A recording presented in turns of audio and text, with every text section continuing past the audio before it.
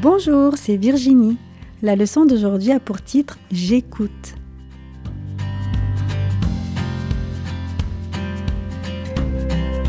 Le verset à mémoriser se trouve dans 1 Samuel 3, verset 9. « Parle, Éternel, car ton serviteur écoute. » As-tu déjà fait semblant de ne pas entendre la voix de ta maman qui t'appelait?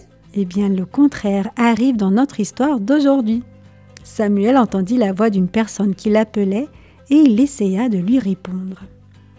Le petit garçon était l'exaucement des prières de sa mère.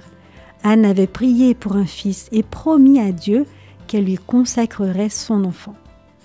Et c'est la raison pour laquelle elle avait confié son petit Samuel à Élie, le grand prêtre. Samuel et Élie vivaient dans le tabernacle. L'enfant et le vieux prêtre devinrent de grands amis. Samuel était serviable et affectueux. Nul père n'aima son fils plus tendrement qu'Élie n'aimait ce jeune garçon. En vieillissant, Élie devint de plus en plus attristé par la méchanceté de ses fils et il trouva du réconfort en la compagnie de Samuel. Samuel devint la joie du vieux prêtre et en retour, Samuel s'attacha à Élie. La parole de l'Éternel était rare en ce temps-là, mais Dieu n'allait pas tarder à parler à Samuel d'une manière surprenante. Étant presque aveugle, Élie comptait énormément sur Samuel. Une nuit, alors qu'Élie était au lit et que Samuel était sur le point de s'endormir, le garçon entendit une voix qui disait « Samuel !» Samuel sursauta, une lampe brûlait encore près de lui. Est-ce qu'Élie avait besoin de lui? Samuel sauta de son lit et courut à la chambre d'Élie. « Me voici, car tu m'as appelé, » lui dit-il. Élie répondit « Je ne t'ai point appelé, retourne te coucher. » Samuel retourna au lit. « Je suis sûr qu'Élie m'a appelé, pensa-t-il en fermant les yeux. De nouveau, Samuel entendit une voix. « Samuel, Samuel !» Le garçon bondit hors de son lit, regarda autour de lui et courut auprès d'Élie. « Me voici, dit-il, car tu m'as appelé. »« Non, Samuel, je ne t'ai pas appelé, répondit Élie. Retourne au lit. » Samuel obéit. « Pourtant, je suis certain d'avoir entendu Élie, se dit-il en se blottissant sous ses couvertures. « Samuel, Samuel !» De nouveau cette voix. Samuel se leva et courut de nouveau auprès d'Élie.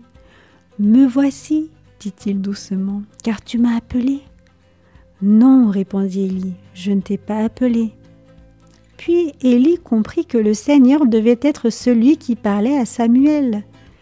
Il ajouta donc « Va, couche-toi, et si l'on t'appelle, tu diras « Par l'Éternel », car ton serviteur écoute. » De nouveau, le Seigneur parla à Samuel, et Samuel répondit exactement comme Élie lui avait dit de le faire. Puis le Seigneur dit « Je vais frapper Israël d'un grand malheur. Tous ceux qui apprendront la nouvelle seront effrayés. Je vais envoyer à Élie et à sa famille tous les malheurs que j'ai annoncés parce que ses fils ont fait des choses terribles. » Samuel était bouleversé. Il ne dormit probablement pas beaucoup après cela. Le matin venu, il s'acquitta tranquillement de ses tâches habituelles. Il avait peur de transmettre à Élie le message de Dieu. Mais bientôt, Élie s'approcha de Samuel et lui demanda « Qu'est-ce que le Seigneur t'a dit? »« Ne me cache rien. » Samuel lui rapporta toutes les paroles du Seigneur. Élie comprit que Dieu avait fait de Samuel son messager. Cette nuit-là, Dieu confia à Samuel le premier d'une longue série de messages que Samuel délivrerait au peuple d'Israël dans les années à venir. Pendant toute sa vie, Samuel servit Dieu fidèlement. Dieu désire également que tu le serves. Tu peux être son messager. Tu peux partager avec autrui ce que dit Dieu en approfondissant toujours plus sa parole, la Bible.